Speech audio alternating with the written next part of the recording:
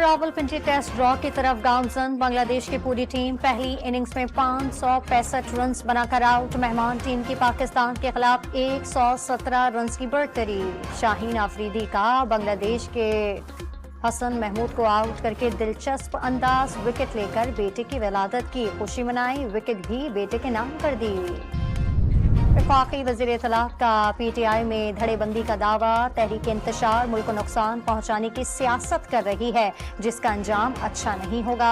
अता तारा की press conference. अजमा बुखारी ने धड़ेबंदी को भाभी और नन के दरमियान PTI पर कब्जे की जंग करार दे दिया।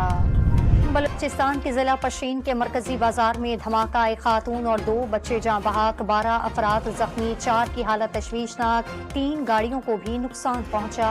वज़ीर आला पंजाब मरियम नवाज का दौरा रहीम यार खान। डाकुओं के हमले में जख्मी एहलकारों की अयादत की और हौसला बढ़ाया। वाज़ेह कर दिया कि हमला करने वाले बच नहीं सकेंगे। असम्बली का इजलास 26 अगस्त को होगा। स्पीकर अयाज सादिक ने PTI MNA हाजी इम्तियाज चौधरी के प्रोडक्शन ऑर्डर जारी कर दिए। अवाम टैक्स दे रहे हैं तो कराची डोनेशन से क्यों चल रहा है?